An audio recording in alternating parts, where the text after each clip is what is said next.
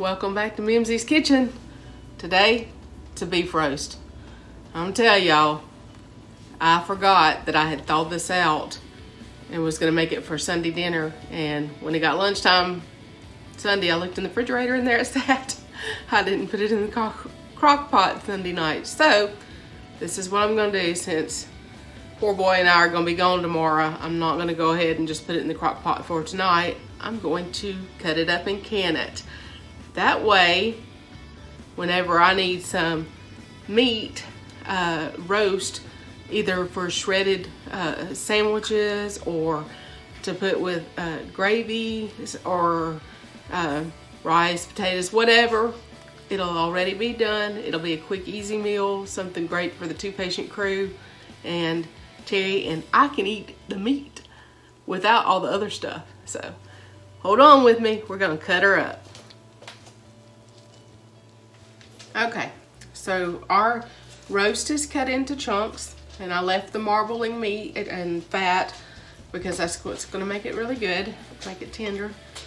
And I am adding, let me take this one glove off, a half teaspoon of pink Himalayan salt, not quite half, almost half a teaspoon, to each of my pint jars. I've only got a couple here because I'm not sure how many I'll get filled, because you do kind of pack it a little tight.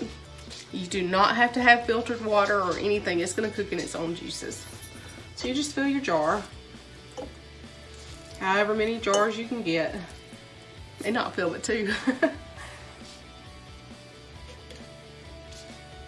And I don't pack it real tight, but I do punch it down some.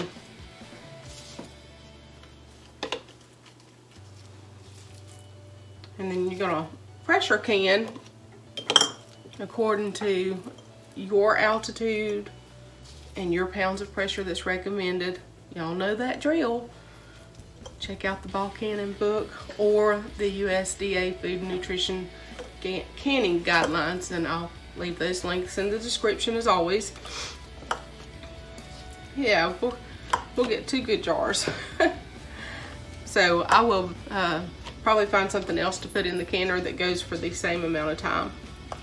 I can actually pack these in here pretty tight and get it on in there. I normally don't do that, but it is going to shrink, and it will be fine because there'll be enough headspace.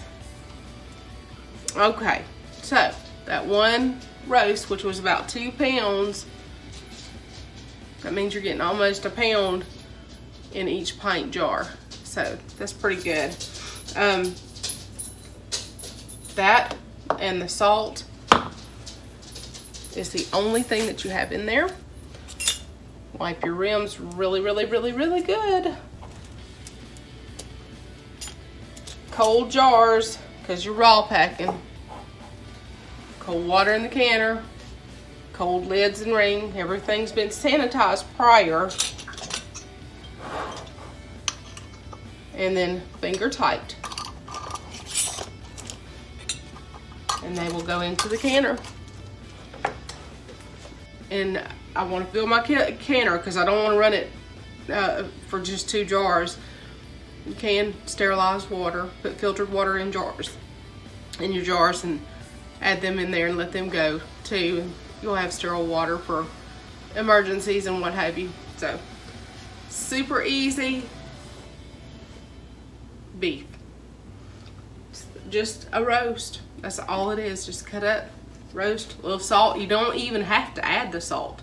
I just do that because it's convenient for me, and I know about what it takes for us. So, simple. Okay, since I only had the 2 pints of roast beef to can, I went ahead and got some dry beans. Y'all have seen my video on that. If not, I'll link it in the cards. But this requires close to the same amount of time as the roast beef. So when you're canning 2 different things, whichever one has the higher amount of required time, that's what you go with. So everything's cold. I've got my canners full of the water with a spritz of vinegar in it just to keep the jars clean. I'm gonna turn it on, put the lid on, and bring it up to pressure together. And I process this for the time that is allotted for my altitude and what I'm canning. Y'all can hear, not sure if you can see the steam blowing. Try to get it where you can. We're gonna let it vent off for 10 minutes, and then we'll set our timer for the time required for my altitude and my freshness. And this is the finished product. This is what roast beef canned looks like. Fully cooked, ready to use in any recipe that you have or by itself. Thanks for watching.